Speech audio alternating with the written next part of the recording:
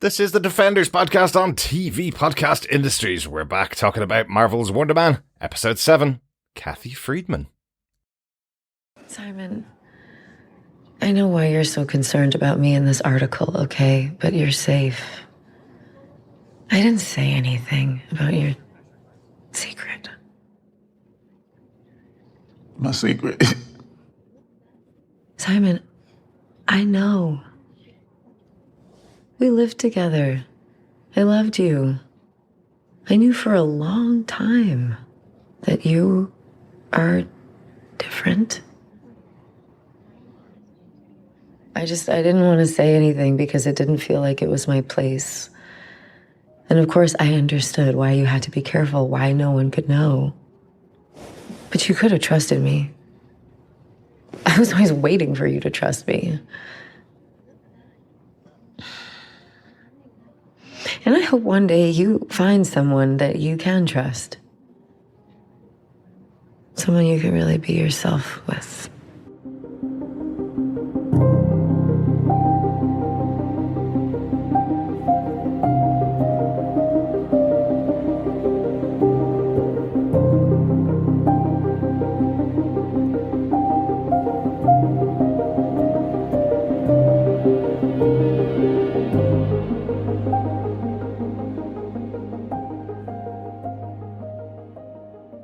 Welcome back, fellow Defenders, to TV Podcast Industries. We are continuing our coverage of Marvel's Wonder Man with the penultimate episode, Episode 7, Kathy Friedman. I'm one of your hosts, Derek.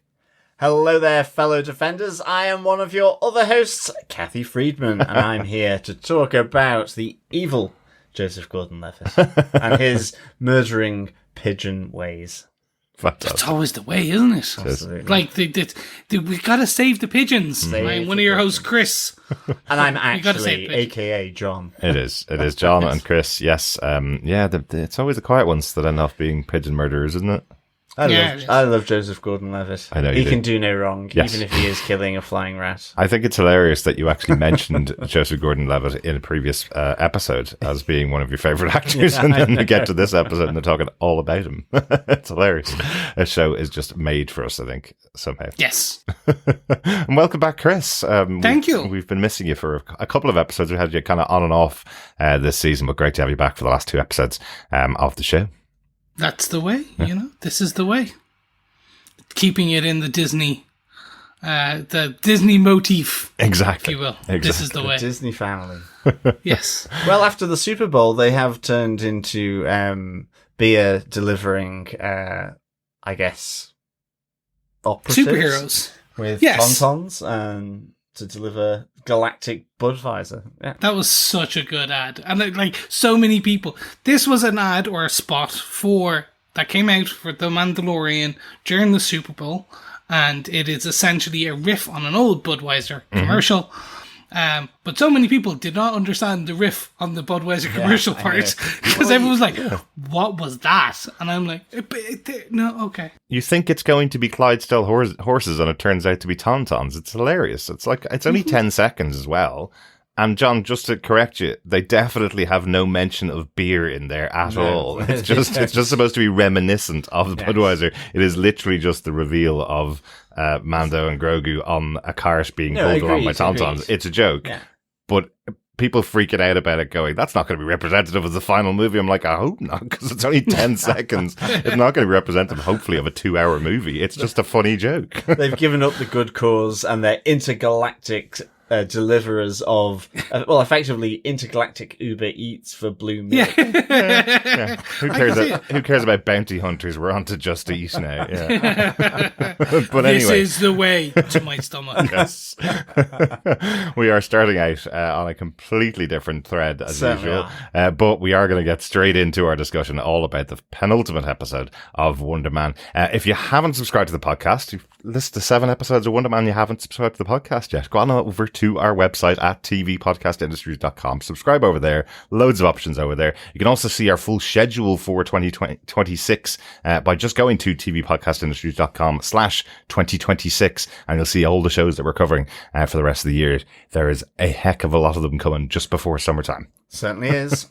And we want to hear your thoughts about all those shows. We want to hear your feedback. Just email us to feedback@tvpodcastindustries.com. Pop over to our Discord, which you'll find the link to in the show notes for this very podcast. Or you can pop on over to our Facebook group at facebook.com/groups/tvpodcastindustries and join us over there as well, where we talk about all those wonderful trailers and all those wonderful shows that we're going to be talking about for the rest of the year. With that all said and done, Derek, do you want to tell us who gave us what, where, when, and how with the episode details?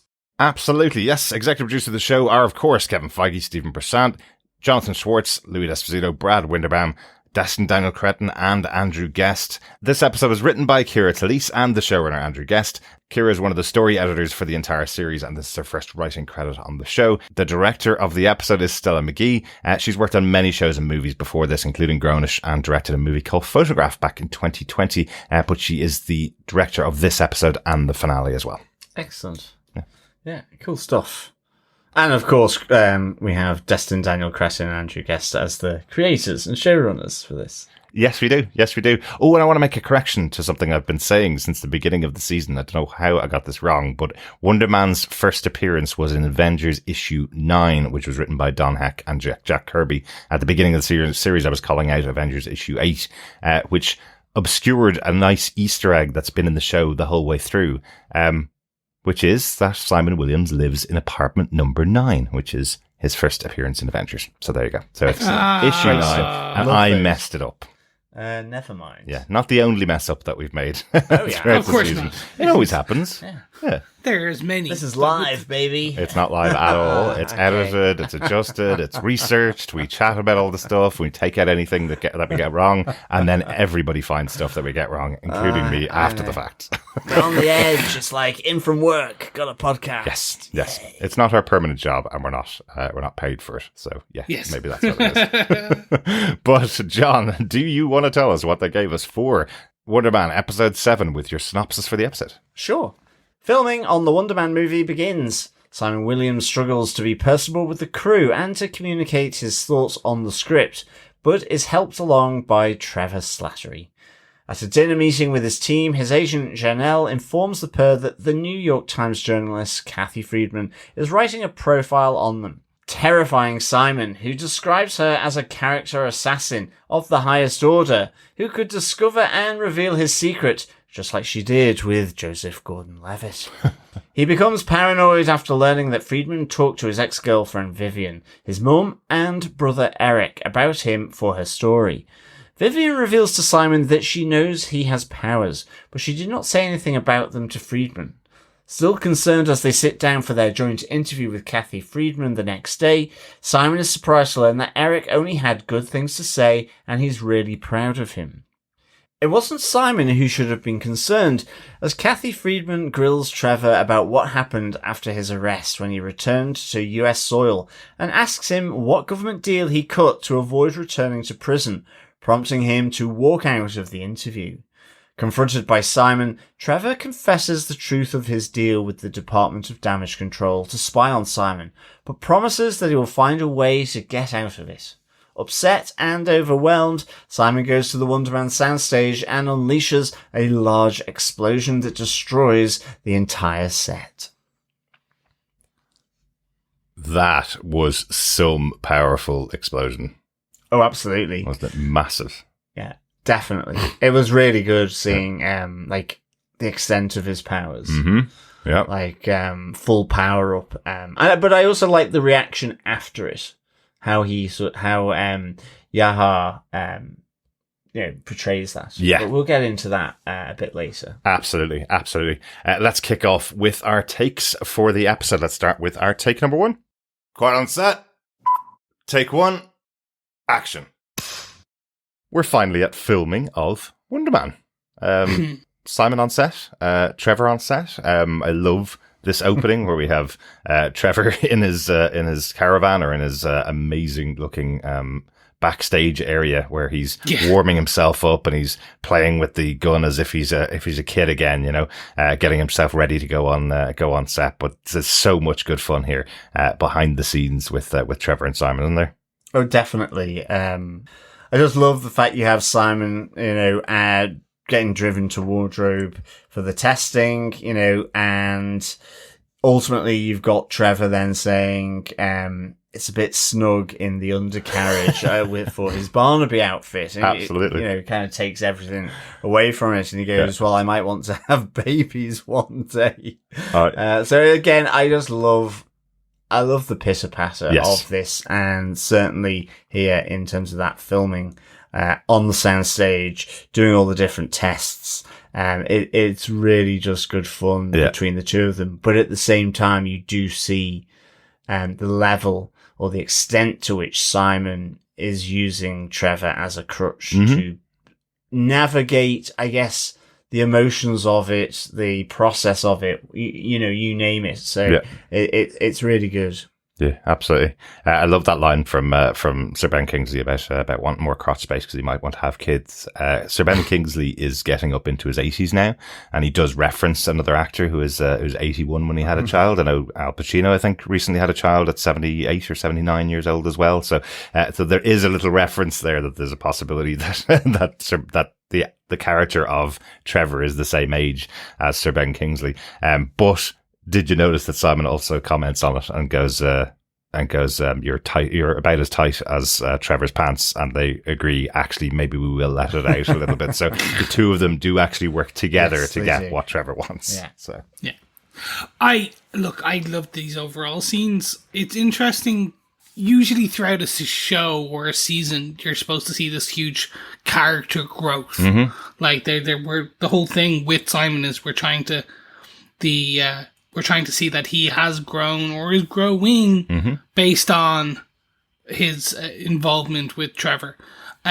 What's actually interesting is, especially with the back and forth that they have on the lines and or the sunglasses, Simon is still very much in his own head. He is getting in his own way, and it's only through Trevor, I would say through Trevor actually being the one to almost kind of run blocker. Yes. On a lot of it, I'd say like Simon is the guy that is the one that everyone disagrees with and dislikes. Yeah. Yeah, he doesn't have a great reputation around the set. There's even moments in this episode where he says people's names and they go, I didn't even realize you knew my name, which I thought was hilarious.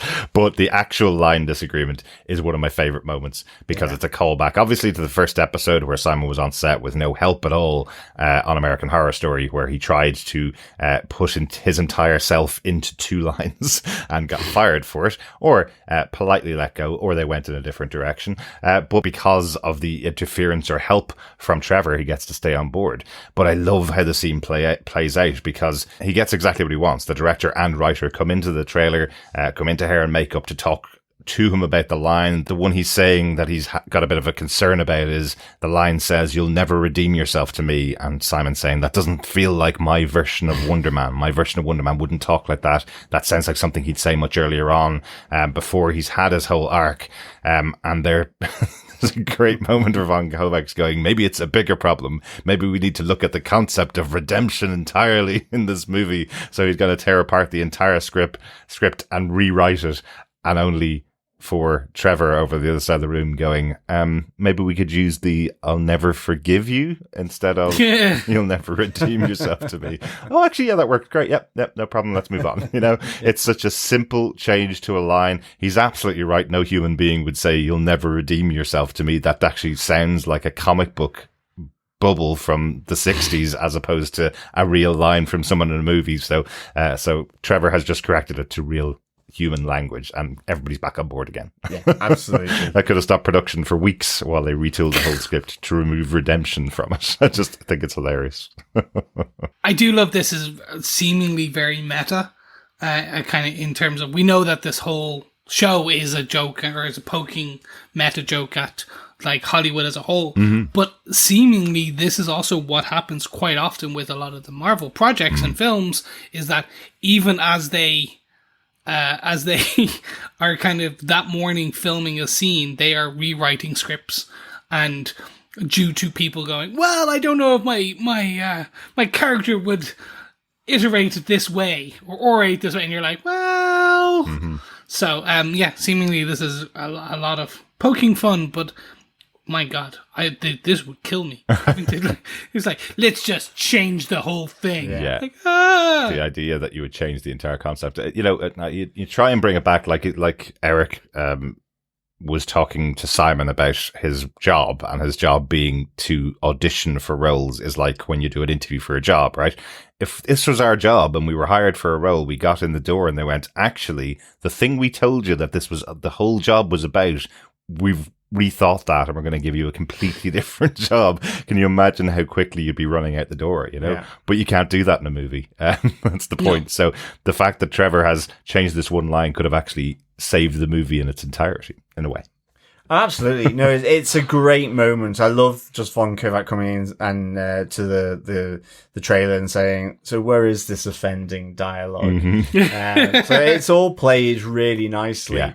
And then it kind of, also with the disagreement on the sunglasses, and I like here, ultimately Simon wants to get the old ones, from almost for them to look like the original ones. As close as possible. Yeah, as close as possible. And the costume designer is trying to put his stamp on the movie, as everybody does. So the costume designer is saying, but I want to kind of give it its own flair. I want to give it something newer, something up to date. And Simon's kind of telling him, no, go back to the original. We'd love it to stay the way it is. Like Simon's got a lot of input in this project, really, which is something that he's always wanted, right? So yeah, absolutely. Cool. Yeah. And also with this filming, then he's getting attention as there's that nice little scene there with Simon, Janelle, and a group of other studio sort of executives.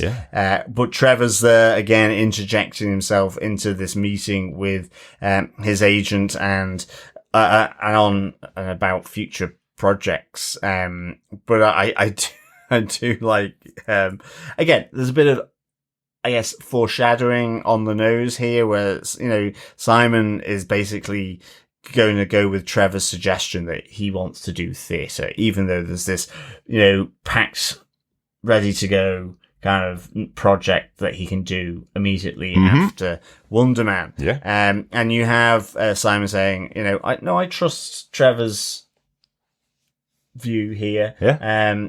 There's the trust element. And even as he says that, though, you have Janelle going, we did this so you could leave theatre behind. What are you doing? Yeah. Why have you asked him here? So this was a nice little moment as well. We're just kind of flowing on from the filming that, actually Simon's getting a bit of interest here. And what I love about it, if you think about the entire arc of the series so far, the job for Wonder Man was brought to him by Trevor Slattery. Yes, okay, it was a trap to try and spy on him, but that was the role that got to him. His agency didn't do anything. The last time he was in the office for the agency, he walked in a meeting of all of these agents who are now taking credit for his career and trying to push him down a path that he doesn't want to go down. He's believing in Trevor because Trevor was the only person that at this time he believes was actually able to get him the role that he wanted and his dream job. Even Janelle, who I absolutely love, I think she's amazing. She didn't help him get this role. She maybe did some stuff after the initial read that he did, but this was really Simon and Trevor's part together, and now suddenly everybody else is taking credit. They're trying to push him into being in a Shonda Rhimes show. Now, Shonda Rhimes is massively famous. She's done some of the biggest TV shows that ran for 6 or 7 seasons, but you would suddenly have Simon Williams, this movie star in Wonder Man. He wants to be the biggest action star in the world, and he could be hidden away in a Shonda Rhimes TV show for 7 years. Yeah. Shonda Rhimes did things like How to Get Away with Murder. So, massive actors have been in her TV shows, but have kind of disappeared from movies for those 6 or 7 years that she's working on the shows, which is something I don't think would fit in with Simon Williams' career. Yeah, so, exactly. Yeah, very interesting. Little bits in the background of what's going on as well. Yeah. Well, let's get on to our second take from episode 7. Take 2. Action. It's the Kathy Friedman interview.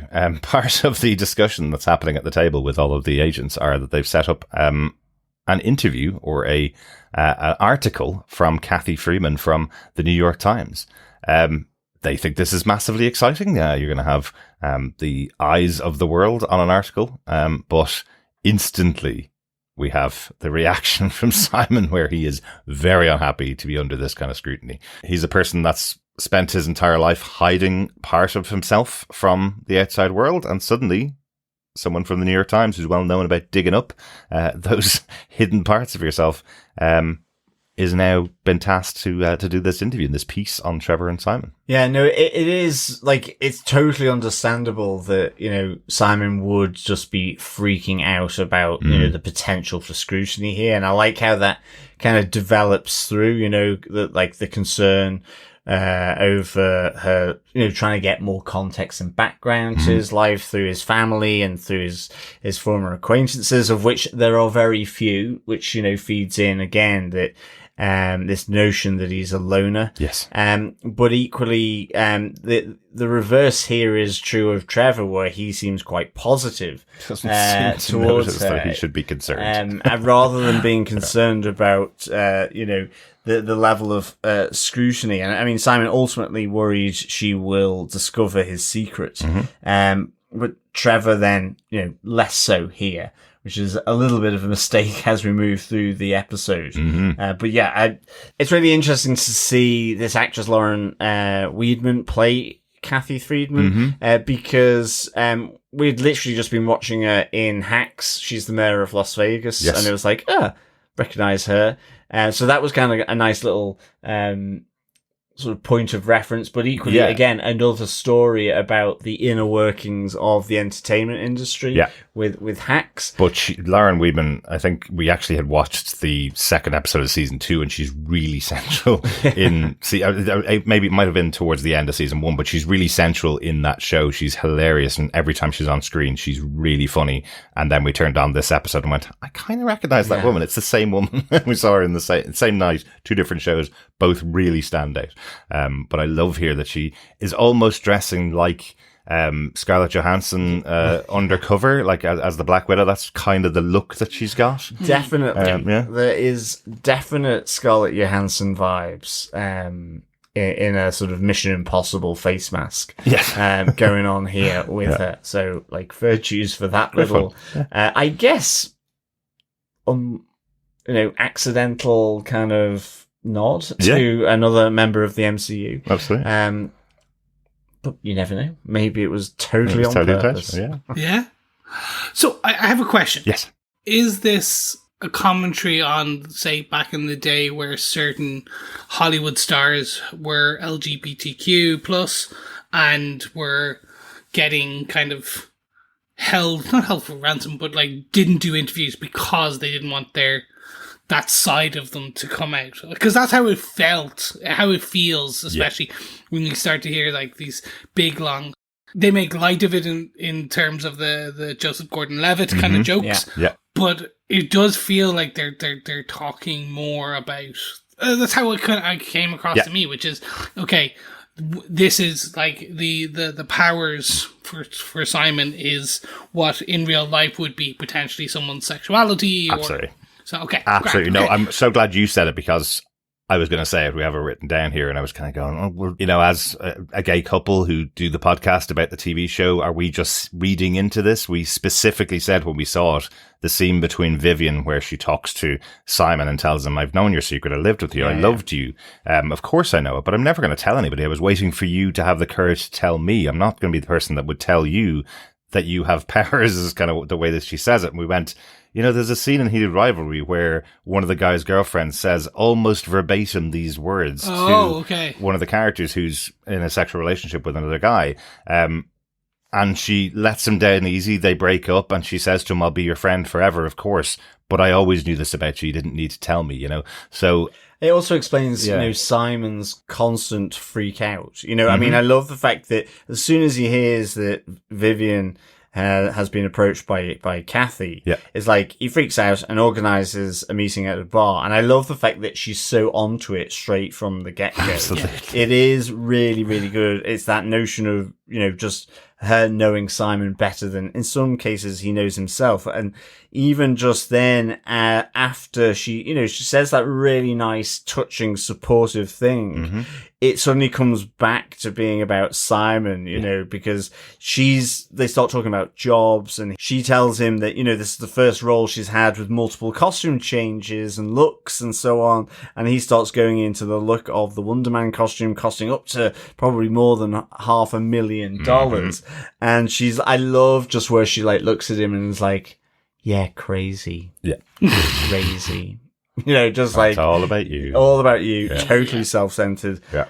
And as a gay man, I can also appreciate that. Absolutely. So I think it absolutely is bang on that. But it's so nicely observed, I think. But there's little touches, and I think, I think bits of Simon have bled into the writing, bits of the writing have bled into Simon, right? The fact that he's sitting at the counter, at the bar here, with an alcoholic drink, and she walks in and goes, no, I'm just going to have a water. Like, obviously, this isn't a social occasion for her, but he's probably using the alcohol because he's really nervous about this situation, right? Yeah. We know Simon's not a massive drinker.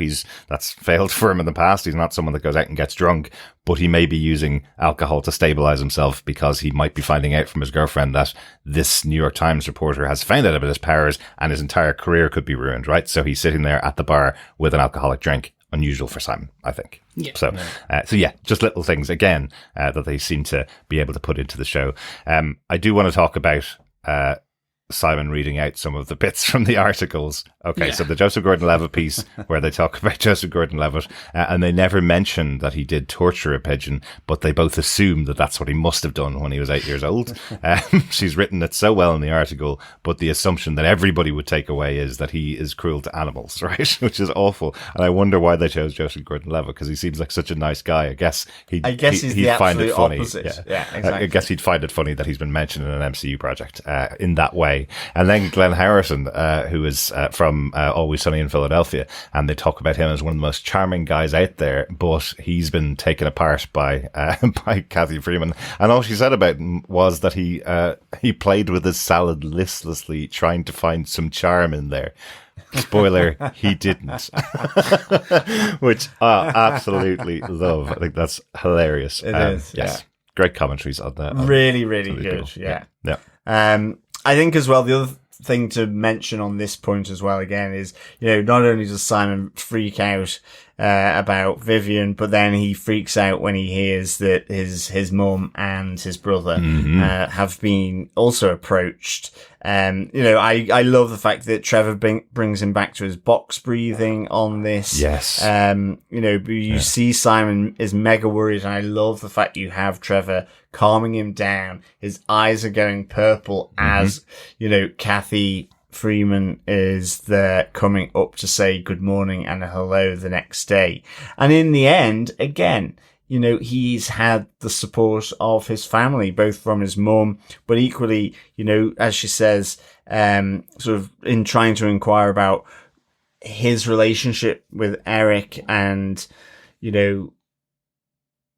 you have her saying, well, he said really beautiful things about how you've struggled for a long time to get roles, but how you kept going and all this. And so he's really pleased that you've now got it. So, like, even again, yes, Eric was at him, but it's also Simon's internalization of all that. Absolutely. Thinking that his brother actually isn't a nice brother when he is a nice brother. He just wanted him to get a job, and now he has a job. So now he's really proud of it. It's a massive job, and it's the one he wants. So that's great, right? Yes, Eric is an a-hole. He really was.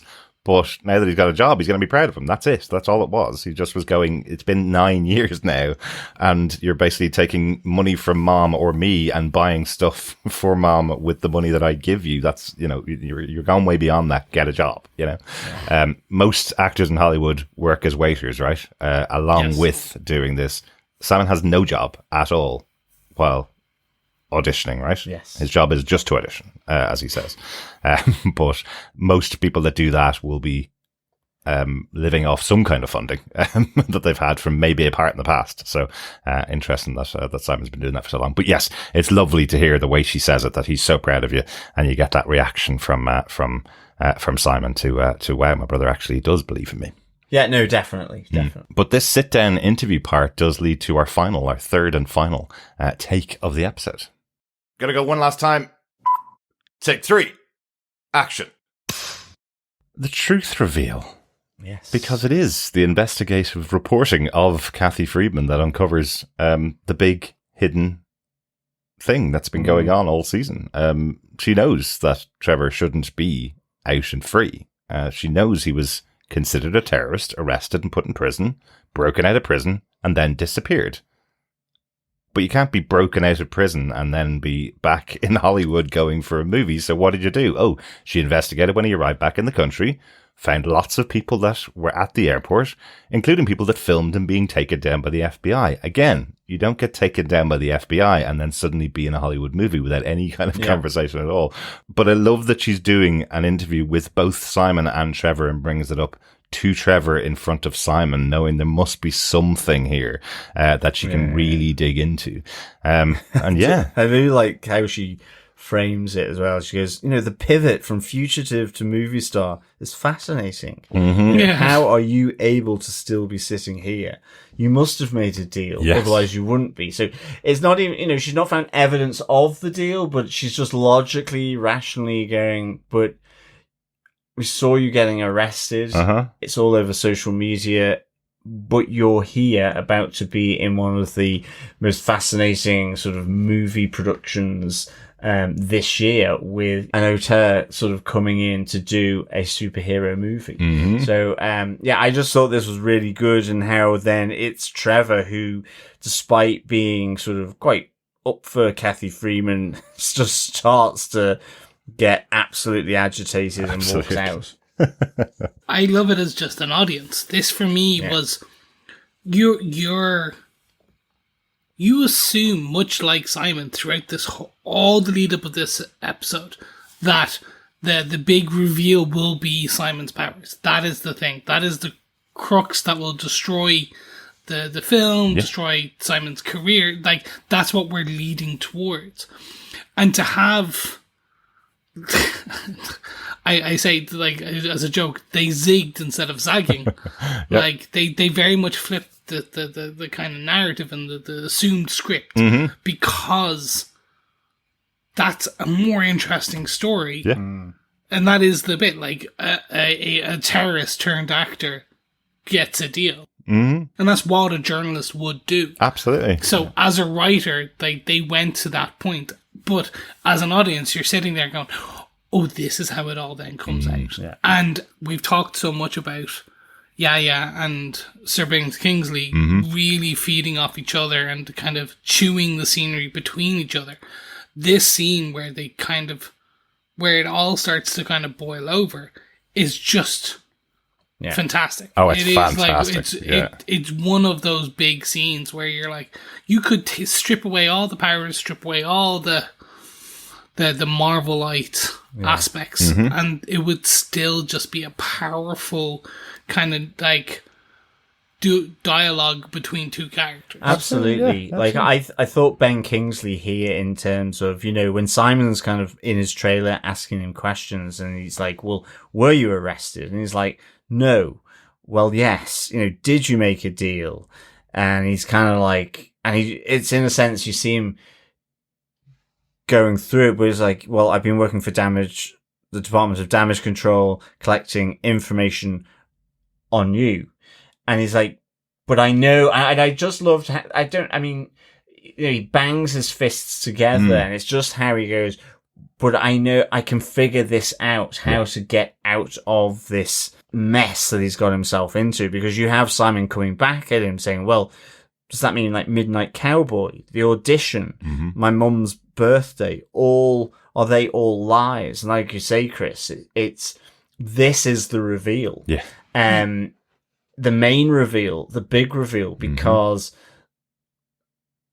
yes, Simon has powers. Yes, we've seen glimpses of them, and we get to see a big glimpse of them, which is cool after this confrontation. But in the first instance, the development of Simon has been to finally trust someone again, which is Trevor.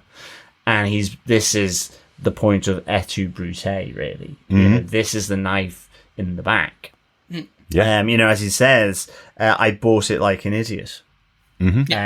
And well done on the performance, or that, and then he walks off to the soundstage, and you just see him sort of like a boiling kettle, sort of gradually trying to just let off that steam. But I love that, just the subtle special effects they're using as Simon's walking from Trevor's trailer to the soundstage, that you can see everything rumbling around him as he's going. Everything he passes by is shaking slightly just before he gets to that soundstage, and then he lets the explosion out, destroying the whole soundstage that he's at.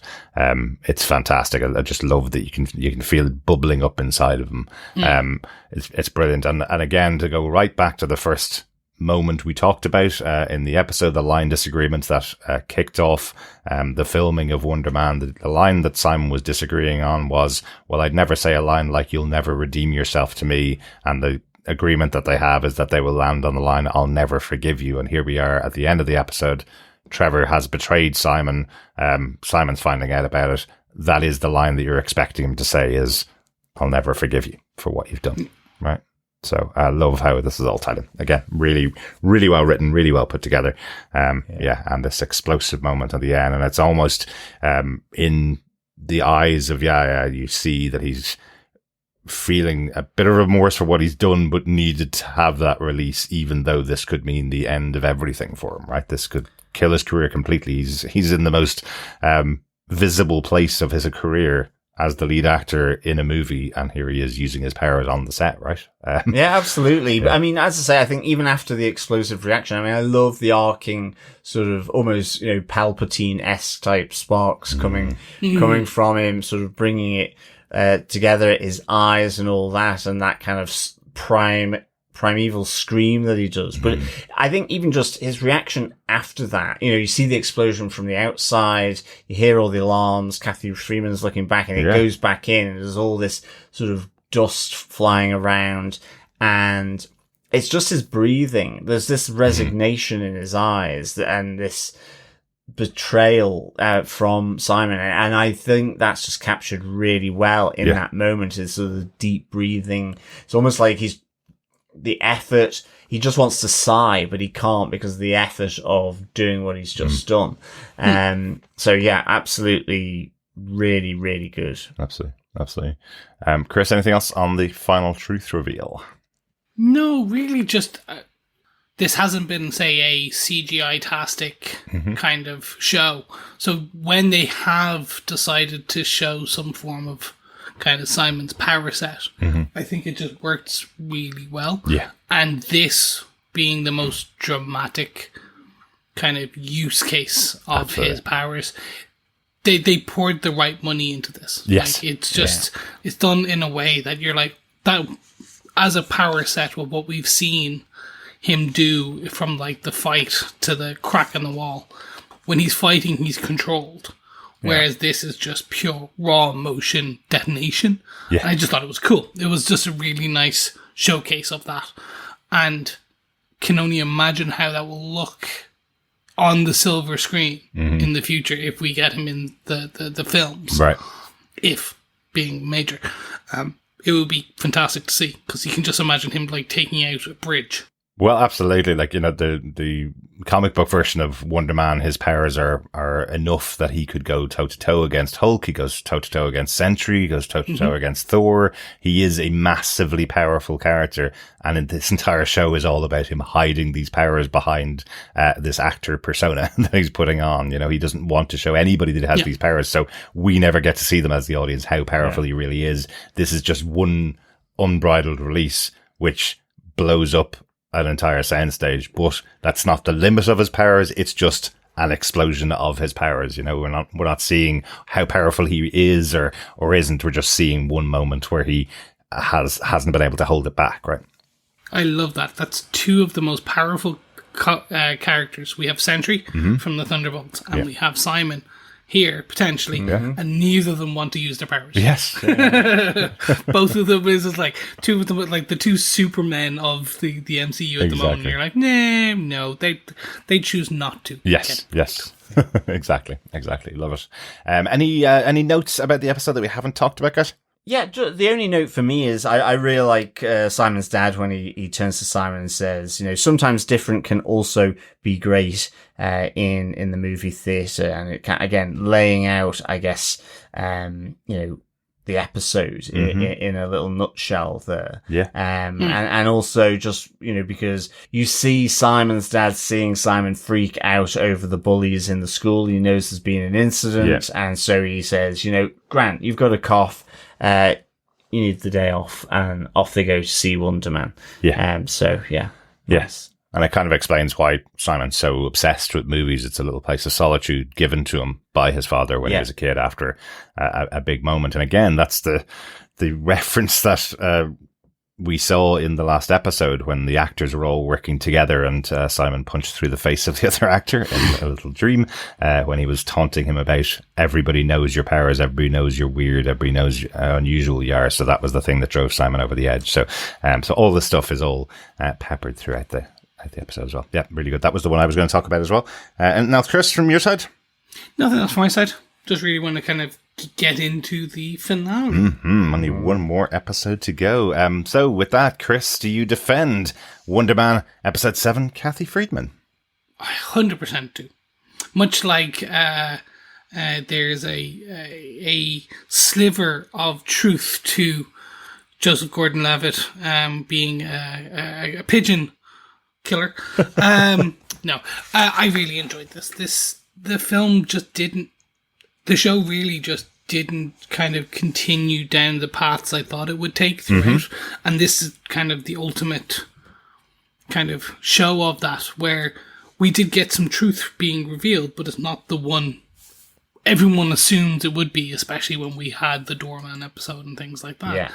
Yeah. And getting to see like how Simon is essentially, you assume Simon is going to, if anything, sabotage himself. And throughout the beginning of the filming of the Wonder Man project, and he's saved by Trevor on multiple occasions.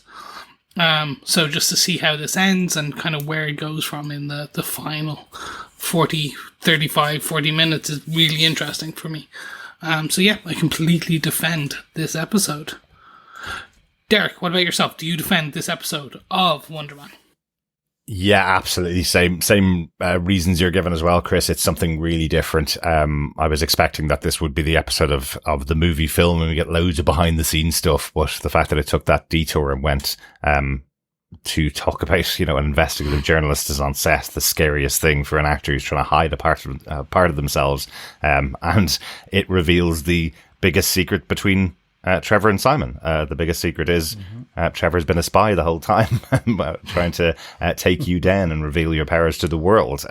Well, actually, that's what Simon thinks is happening, and that's what leads him to blow up the soundstage and reveal his powers. So, I really loved this. I loved that it's different. I love that there are some in jokes, and I loved what happens and how this dent in their relationship is revealed. Really good. Really, really good.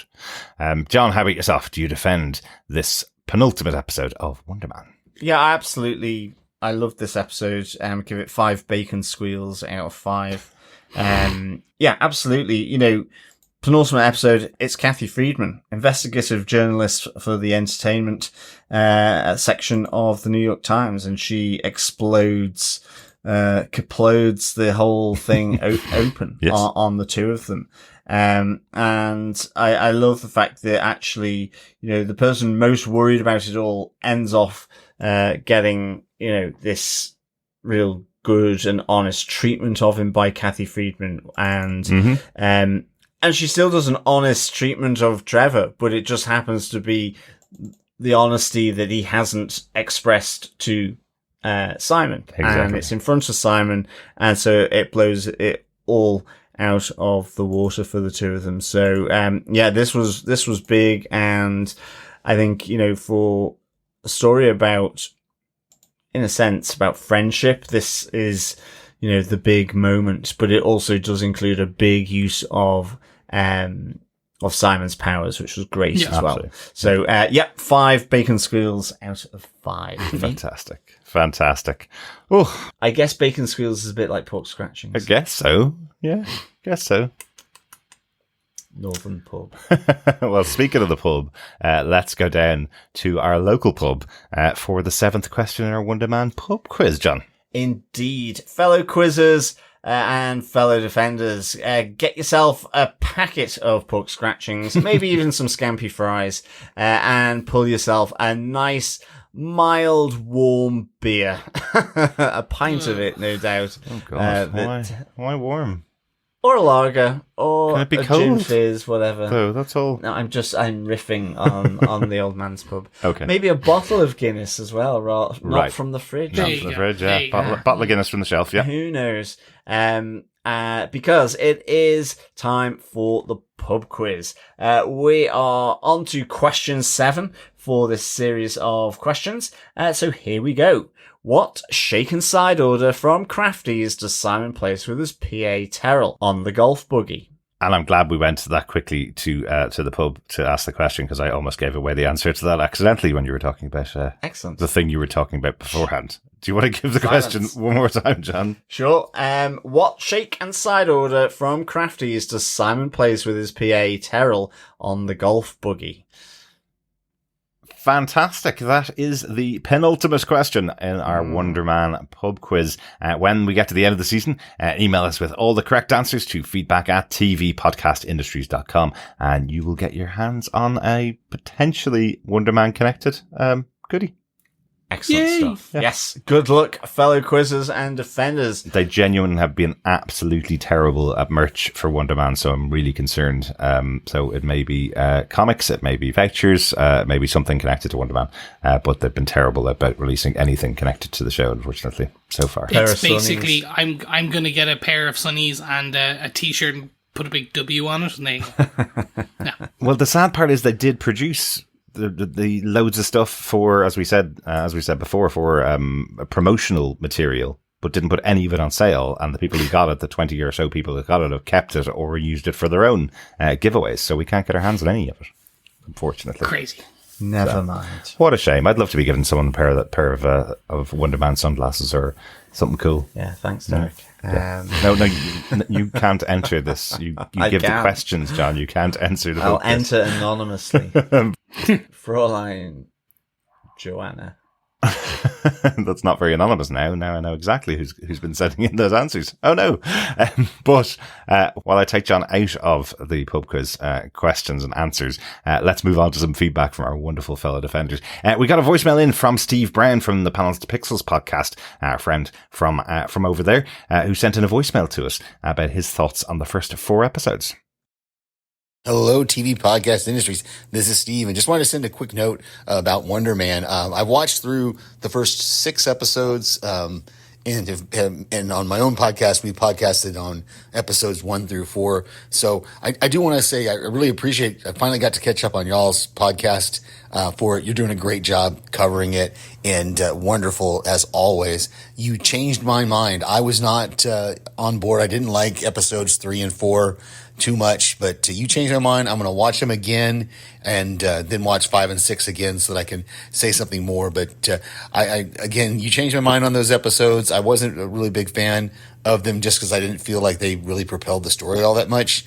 But yeah, it was good. I'm really enjoying this series now, and especially episodes 5 and 6. I can't wait to hear you guys. I can't wait to talk about it on my own podcast and hear you all talk about those episodes in the future. All right. Talk to you later. Fantastic, Steve. Great to hear from you. I love hearing a voicemail in from Steve. It's been a while since we got one in. Yeah, Steve covering it over on his podcast over on Panels to Pixels as well. Haven't heard your 3 and 4 episode. I don't know whether they're out yet in the feed, but interesting that we've changed your mind on those 2 episodes. That seems to be the one that's causing most trouble for people is the Doorman episode 4. Yeah. I saw reviews over in Empire where some of the people over there that didn't even like the series thought episode 4 was the best episode and was the one that was being recommended to everybody should go check it out. And then we know our own listeners who are going, didn't really like a full flashback episode. I wanted to just get back to and Sir Ben, you know. So it's interesting, isn't it? Yeah, no, it is. I mean, it's really great that, we managed to change your mind there, Steve, but it does require an open mind and the willingness to change, of course. But I mean, I would agree. I think the Doorman episode is a tough one. I think it is, but I still enjoyed it. Absolutely. That's the thing. I still enjoyed it. I think in the scheme of things, it's probably my lowest rated. Really? But I think so. If I remember back 2 weeks, you don't expect it to necessarily be for the full episode, I would say. I mean, I can definitely understand that. Yeah. But I think it nicely sort of slots into this notion of this series of Wonder Man, because I just think it is a really concise and tight story. Yeah. In the sense that the big propels forward are small, because it's just condensed really well. It's really tight. And you could even argue that Doorman episode is something that maybe was a little left turn for a bit, to add that in. Some people may say they didn't need it. But I just think overall the story is really, really tight. So it does feel a little extravagant, but I think it works really well to explain Simon's absolute hang-up, on his powers. Absolutely. How terrifying he is. That's it. It's going to be the end of his career if anybody finds out about his powers. Yeah. I love that just discussion can change minds. I think that's the fun part absolutely. about this. I enjoy that we can have this conversation, and it's happened to me multiple times where I've come in after watching one of the episodes, like going pretty low at the beginning of as we start recording, and by the end I'm like, oh, actually that makes more sense, and now I've seen this and understand this more. And I'll end with, bring back Josh. Where is he? We must Josh? Free him. Yeah. We must free Josh. I'm just hoping that there's like in some film in the future, basically there's just someone falls through a black portal, and then suddenly you just have like a flash of Josh Gad in the background going, ah! Absolutely, it'd be great, wouldn't it? At the moment, I think he's inside Doorman, which is kind of the problem. But we mentioned, Chris, and on the episode, we mentioned that Josh Gad put up on his social media just after the episodes came out that Josh Gad will return in Avengers Doomsday, of course, which is the running joke at the moment. But he actually has said that he made an agreement with Kevin Feige that he would only take the role if it didn't preclude him from playing a role in the Marvel Cinematic Universe in the future. So there may be a point where we have actor Josh Gad meeting character played by Josh Gad in the Marvel Cinematic Universe. So like that. Hopefully. Like that. Great to hear from you, Steve. Looking forward to hearing your thoughts over in Panels to Pixels when the episodes get released and your reviews get released. Great Absolutely. Stuff. Thanks, Steve. We also have some feedback over on Discord for episode 6. Dr. Bob Phillips says, well, it may come as a shock to some, but that Ben Kingsley chap is a bloody good actor. He should have been in more stuff.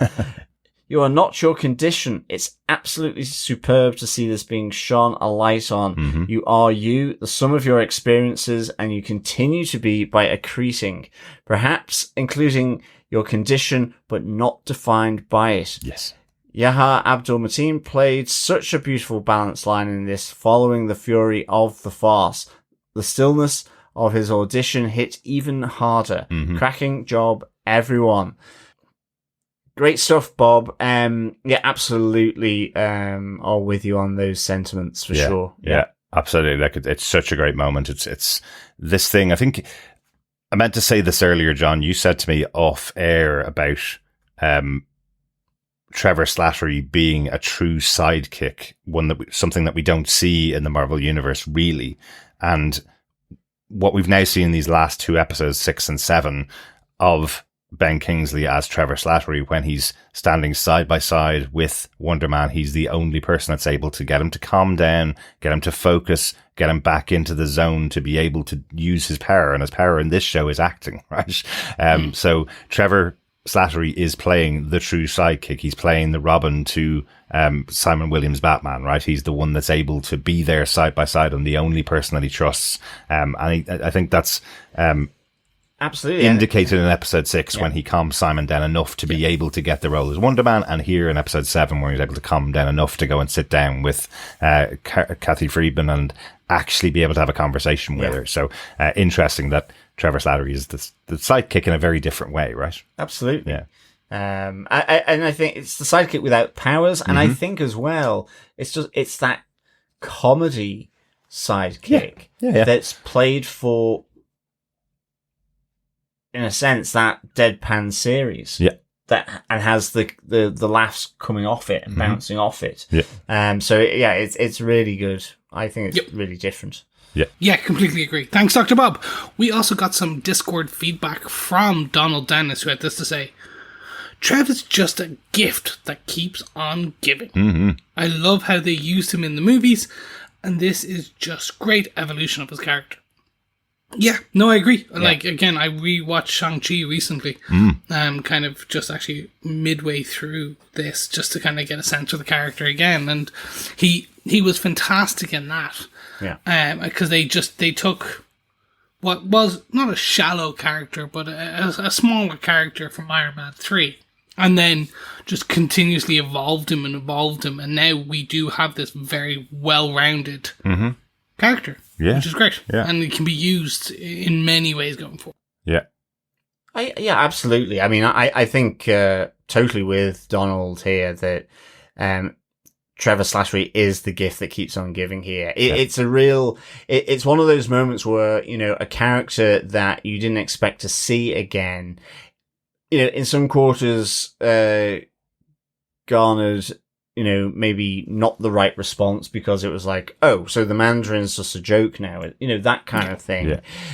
He gets the one spot, he gets into, Shang-Chi. I mean, clearly, Destin Daniel Cretton sees something in the character, and I do think weirdly, it's that humanity. Even though he does the Mandarin, you listen to how he tries to pull Simon from the ledge, in that sense. The way he talks about Simon's life, but also about his own life. Yeah. That immediate empathy to build relationships with people that you don't get it from any other superhero in that sense, or supervillain, where it's, like with Jaden and with Esteban in like the classic, episode from this series for me. So this is, I'm totally with Donald there. Yeah, absolutely. Great stuff. He's so good. It's Sir Ben Kingsley, he's obviously wants to bring more to the character.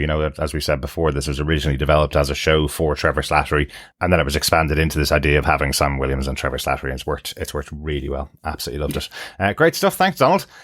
Finally, over on Facebook, we have some feedback from Mathematician, who says Simon has been upgraded to a lead role trailer to stay in, like getting the best caravan and rill, and he's getting the golf cart lift to the wardrobe department that he wanted from an earlier episode. Things are on the up. It's a bit snug in the undercarriage, and I might want to have babies one day, and the sodium goes straight to my lymph nodes are both hilarious moments. Trevor kills me with every line. I'd take him in every single MCU project. He's so dedicated to his craft that it's all that matters at times, until he finally comes clean and admits to Simon that he's been spying on him. Simon feeling betrayed. How is Trevor going to fix this?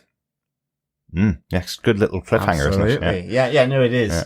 Because it feels like there's no way out, because Simon has exploded on the set, right? So, you see Trevor struggling with what's happened, what he's done, and he wants to fix it. Yeah, but he can't quite figure it out. And it feels even just that turn from Kathy Friedman that the reporter's still on set when the explosion happens. Will she just run back and find Simon in there, and then that's her article, right? That's the front page of the New York Times. Explosion happens on set. Simon Williams is a superhero. Let's find out in the next episode, I guess. Absolutely. Thanks, Mathematician. And we got some additional feedback in on episode 7. John, do you want to take it away? We have some feedback from Coffee and Vodka on episode 7. Coffee and Vodka says, greetings, fellow found out defenders. The Curb Your Enthusiasm vibes were strong with this one, turning uncomfortable up to 11. It, like many of the other episodes, went creatively above and beyond. Recency bias aside, this really is one of the best Marvel streaming series they've put out since the early Daredevil, Jessica Jones runs. Cannot wait to see how, or if, they turn the lemons of betrayal and powers discovered into lemonade. Off to the finale, 5 insincere slushies, uncontrolled damages, and surprisingly supportive siblings out of 5. Peace and take care, coffee and vodka. Great stuff, coffee and vodka. Yep, no, I'm firmly with you that this is a really, really good series, and one of the best up there. As you say, with the Marvel Netflix stuff for sure, but equally, I think with WandaVision, and I think certainly for me, Moon Knight as well. Absolutely, Secret Invasion. Maybe less so. Maybe better. But I'm always there for Nicholas Fury. Absolutely. Yes, I was only joking about Secret Invasion. I am aware that we're the only ones that liked Secret Invasion, but this is definitely up there with one of the best shows they've done. Really, really enjoyed it. I'm glad you're enjoying it as well. Looking forward to seeing the finale and seeing what you think about the finale. But a nice call out there from Coffee and Vodka about Curb Your Enthusiasm, just that awkward and uncomfortable situations that Simon gets himself into in this episode, particularly where he's kind of tracking down everybody that the interviewer is talking to and trying to get the information out of them, what they said, and it turns out, oh, actually everybody's been really nice. It's not me that needs to be worried about it. Love it. Really, really good. Thanks so much for that Coffee and Vodka, of course. Yeah, thanks, Coffee and Vodka. And we also got Dr. Bob's feedback in on episode 7 as well. He says, beautiful. The betrayals, Mr. Slattery as heartbroken as Simon, just less dangerous, were amazing again. And I'm guessing the digs at Stardom and Shakes and Bacon all have unspoken references to real actors. Trevor's trotting off of the early life anecdotes familiar to anyone who's seen the same performer in fan con interviews across a range of ages and stages landed with just the sense of a scene replayed thinly, a counterpoint to the rich human warmth of Simon's family tales. Completely wrapped up in the story of these two, and don't want this to be the penultimate episode. How can the writers turn around the wrenching betrayal and complete that arc of redemption in just 30 more minutes? Well, I guess we'll see on the finale and see what you think of the finale. Yeah, we're not going to talk about it here. We have got our podcast coming out later on in the week, talking about our thoughts on the finale. But that's a really interesting point there, Dr. Bob. I don't know whether you've seen many of the promotional videos that they did for the show, the actual ones where Simon Williams is in character talking to the camera about his portrayal of Wonder Man in the movie, and he's telling the same one story over and over again. When I was a kid, my dad took me to the cinema to see this movie. I wanted the part of the movie because it has a tie to my childhood. And then he said the same thing again to a different interviewer over and over again, the same story. And he's saying it as if it's the only story of his childhood that he has. And that's what you're seeing here in these scenes in episode 7. So they were basically making direct reference to the show and the promotional stuff, instead of actually showing clips from the episodes, which I just thought was quite interesting. And we also saw Trevor Slattery walking out of an interview with somebody who was trying to ask him about his role as the Mandarin in those promotional elements. But in that case, it wasn't Kathy Friedman that was doing the interview. Yes, so they have actually done some interesting bits with the promotion, and we just didn't know how they were connected into the series. So that's quite cool. Absolutely. And couldn't agree with you more, Bob, that in the words of Belloc, it's beautiful. It's beautiful. Yeah. Yes. Very good, John. Another Indiana Jones reference for the series there. Absolutely. Just in case you don't know who Belloc is. Why not? Very good. Beloche. Beloche, yes, absolutely. That's it for our extra pieces of feedback for episode 7. We'll close out the episode there. Don't forget, if you want to get your thoughts in, you can head on over to our Discord. You can head on over to our Facebook group at facebook.com/group/tvpodcastindustries, or you can email us at feedback@tvpodcastindustries.com. Excellent stuff. Yes, fellow defenders, thank you so much for joining us for episode 7 of Wonder Man. We will be back for the season finale, Yucca Valley. Yes, the season finale will be out next Friday. Yeah, looking forward to chatting all about how this all ends. Absolutely. It's going to be interesting. Mm-hmm. Thanks so much for joining us. We'll talk to you next time. Yes, until that time. Speak to you soon. Yes, thank you so much, fellow defenders. Until episode 8. Keep watching, keep listening, and of course, keep defending. Bye, me lovelies. Bye. Bye.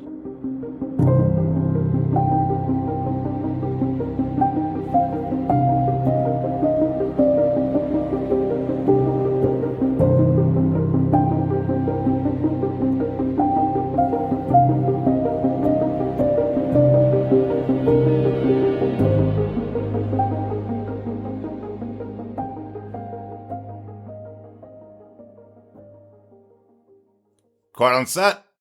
Absolutely, yes. Executive producer of the show are, of course, Kevin Feige, Stephen Broussard, Jonathan Schwartz, Louis Esposito, Brad Winderbaum, Destin, Daniel Cretton, and Andrew Guest. Andrew Guest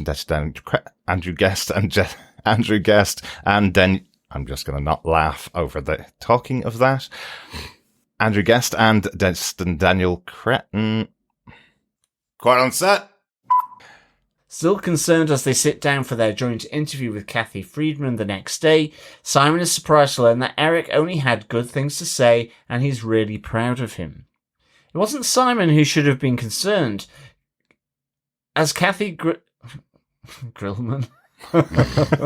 Kathy fried grills. George Foreman. The grill. Foreman. Kathy fries and grills, Trevor. Hang on. Oh dear. Quiet on set.